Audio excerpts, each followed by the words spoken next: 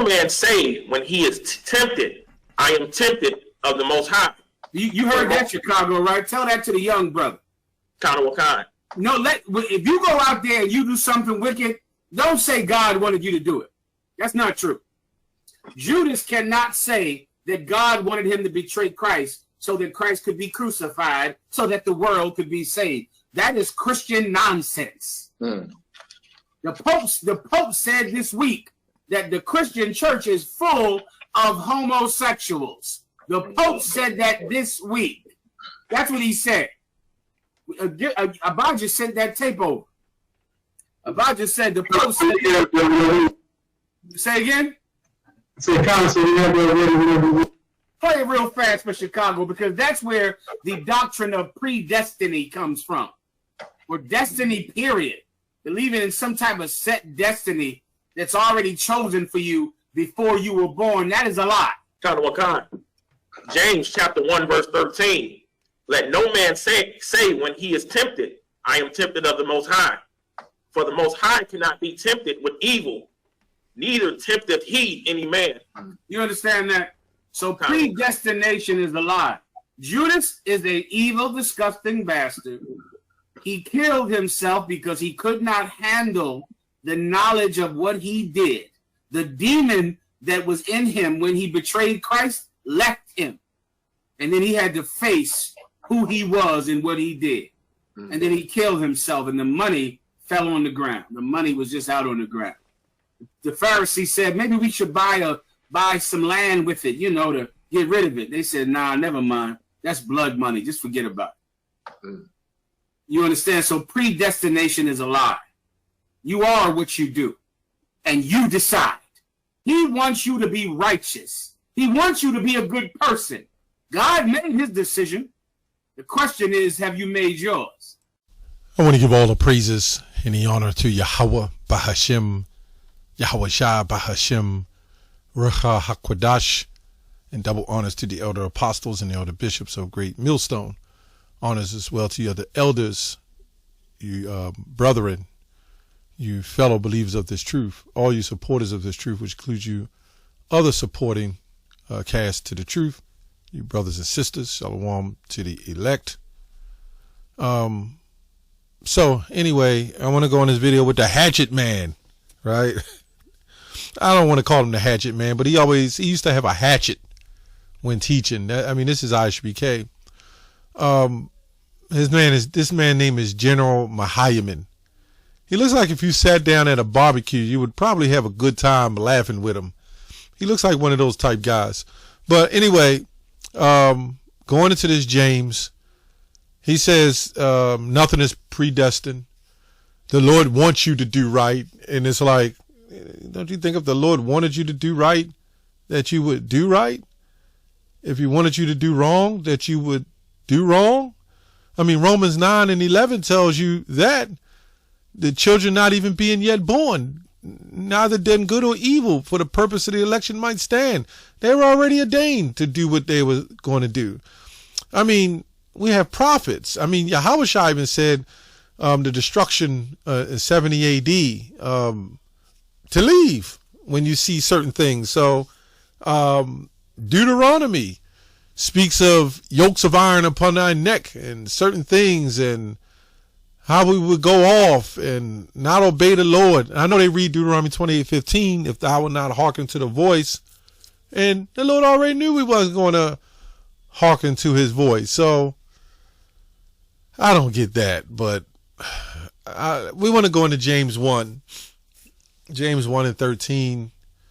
There's several instances that the Lord has already preordained things to happen to the children of Israel, just like Huldah the prophetess said to Josiah, but not in his time, but his time after him. But for what?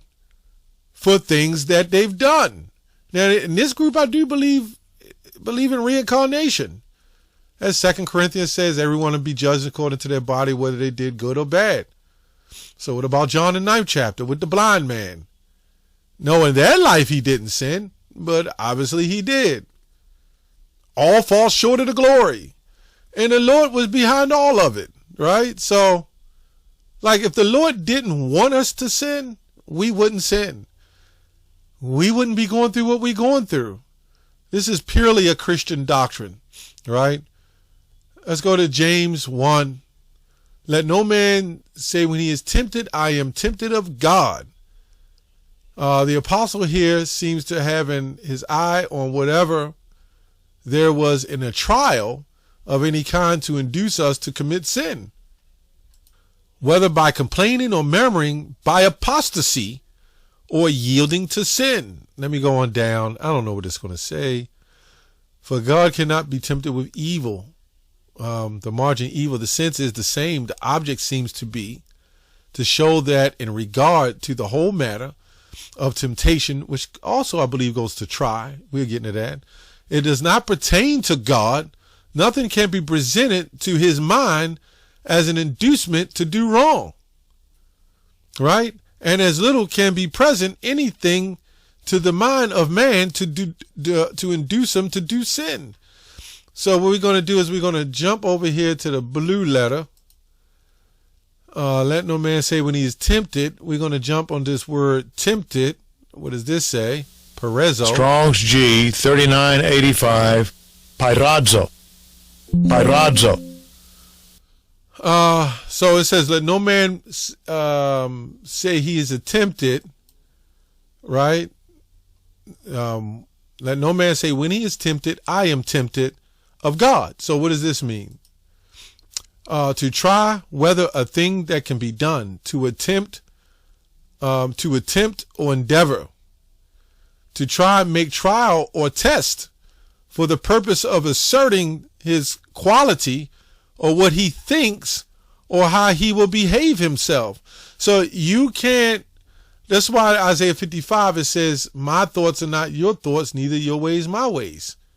In a bad sense, to test one's maliciously craftiness, to put to the proof of his feelings of judgments, right? So when the Lord pronounces judgment on you, you cannot pronounce judgment on him, and you can't fault him. That's another big thing. You cannot say, oh, well, the Lord, it's the Lord's fault. You can't say that. Why? Because he's above all of that. And when you read the commentary, it'll tell you that he is above it all. To try and test one's faith, you cannot test the Lord's faith or his virtue or his character by enticement to sin. Right? After the Old Testament usage of God to inflict evils upon one in order to prove his character and the steadfastness of his faith. Men are said to tempt God by exhibitions of distrust, as though they wish to try whether he is not to justify or distrust. Right? Let's go to a story real quick. I'm going to just make this quick. We're going to go to Job 2. Right? Job 1. And again, there was a day when the sons of God came to present themselves before the Lord. Right? And Satan came also among them to present himself before the Lord.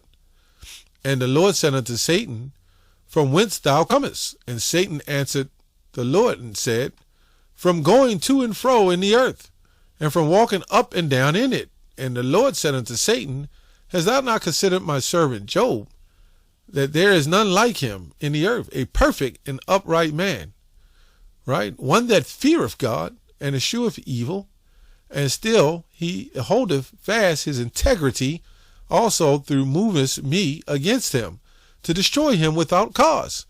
And Satan answered the Lord, right, and said, skin to skin, yea, all that a man have will he give for his life.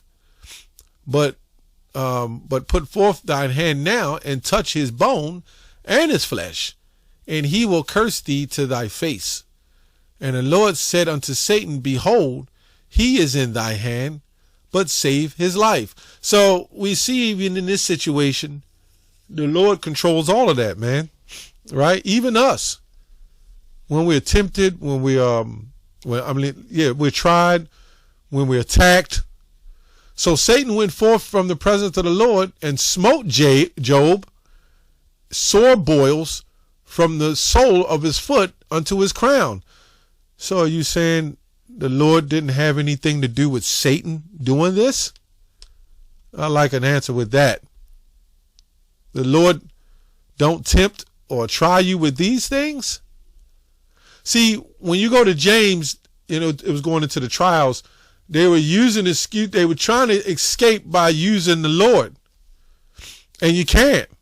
Like if I commit a sin, you can say, well, God, the Most High, put the Spirit on me to do it. But at the end of the day, I can't blame Him. What did I do that the Spirit was on me to do something like that? And when you read the scriptures, the stories, I can't remember the story in the Old Testament where the Lord asked, one of the angels or something asks, who's willing to do this heinous act or something like that. We read over that before, but at the end of the day, the Lord controls all of that, man. Right. And this is why the ISBK couldn't answer Isaiah. Let me go here. Isaiah 45:7. I form the light and create darkness. I make peace and create evil. I, the Lord, do all these things. So ISBK told Sernetta, when Sernetta asked them, is the Lord the author of homo, or let me say, the alternative lifestyle? And they couldn't answer. But if the Lord created the evil, isn't He the one that controls all of that? Right? So whatever evil thing is in your mind and things if you've done, did not the Lord have something to do with that? If He created the evil? Does He not use different spirits, angels, let me say angels, spirits, Satan, to do certain things? Don't He allow these things to happen to you? I'm just saying. Jeremiah 1 says, I knew you before I formed you in your mother's womb, before you were born. Just if I didn't bring it out, Romans 9:11, He created Jacob and Esau straight from the beginning. And he created them for the election might stand. They haven't done any good or bad. So everything that's done, let's go here. Let's go to Proverbs. I believe I have it. Amos 3:6. Let's try this one. Right? When a trumpet sounds in a city, do not the people tremble? When a disaster comes to the city, has not the Lord caused it? Right? So no matter what disaster happens, if a gunman opens up and shoots everybody, was not the Lord behind it? And these people said Judas Iscariot was a disgusting, evil man who did it his own way when the Lord already knew he was going to do it. Why? Because it was ordained by the Heavenly Father for Judas to do what he did. It was already ordained by him to do that. That was the whole plan. Jeremiah 10:23. It says, O Lord, I know that the way of man is not in himself. It is not in man that walketh to direct his steps. We can see this in Proverbs 20:24. And man's steps or man's goings are of the Lord. So how then can a man understand his own way? A man's heart plans his course, but the Lord determines his steps. Yeah, that's what it says. Let's go to 1 Corinthians 10:13. There has no temptation taken you, but such as common to man. This is the precept of James 1:13, by the way. But God is faithful, who will not suffer you to be tempted above that which ye are able. So we see the Most High has already intervened with your troubles. So whatever troubles that you have, just like I read Job, it's to test your faith. It's to build your faith, right? Especially if you are the elect. So the Lord intervenes with these things. He's the one control these things. He's the one control you. Everything, all these things you do, when you decide to do what you do, at the end of the day, if you're a 2/3, there's no hope for you in being saved on this side. There's nothing you could do. But all the elect from day one, as Yahushua quoted, if the world hated me, know it hated, the world hated you, know it hated me before it hated you. Anyway, who will not suffer you to be tempted above that which ye are able. So here we see the Lord intervening again with your fate. But with temptation also make, see, but will with the temptation also make a way to escape, that ye may be able to bear it. Right? So as we can see, the Lord is intervening, the way he's doing. So really, Judas Iscariot, you could say it wasn't a righteous thing, but at the end of the day, if it's of the Lord, everything's righteous when it comes to the Lord. He didn't make, he made evil, and the things he set up that were evil was still justified by him. I create good and I create evil. I, the Lord, do all these things. If he didn't create the evil, then you could say, you can bring this out and say it's not justified by the Heavenly Father. Because if he don't want it, it wouldn't be here. I don't know why people think Satan and the Lord, Yahweh and Shaitan, they're fighting and wrestling back and forth. You know what I'm saying? I mean, I don't know why people think that. That's a Christian doctrine. They think that at the end of the day, the Lord and Satan is fighting. He didn't create the evil. He doesn't want you to do wrong, although he has the power for you to do right. But he doesn't want you to do wrong, so he just threw you out there, and you have to figure it out what you want to do right or do wrong. At the end of the day, if you are of the elect, you've been chosen already. Since the world began, you've already been chosen. You're already in the book of life. That's why he created the good and evil. It's already been set. Just like he created Jacob and Esau. Jacob, the 12 tribes of Israel, the sons of God, the 12 tribes of Israel, was already created from the beginning to be his chosen. He says this in Amos 3. You only have I chosen of all the families of the earth, meaning you were already predestined. That's what he said. I chose you already. Therefore, I will punish you. So, at the end of the day, the Lord predestined everything. From our tribes, who we are, Israelites, the Edomites. A lot of Edomites would love to be Jacob, especially now if they could, but they can't because the Lord never preordained them to be Jacob. They were meant to be Esau. And there's a lot of Jake who would love to be Esau, and the Lord didn't make them Esau. I mean, you get the point. So I have on that show.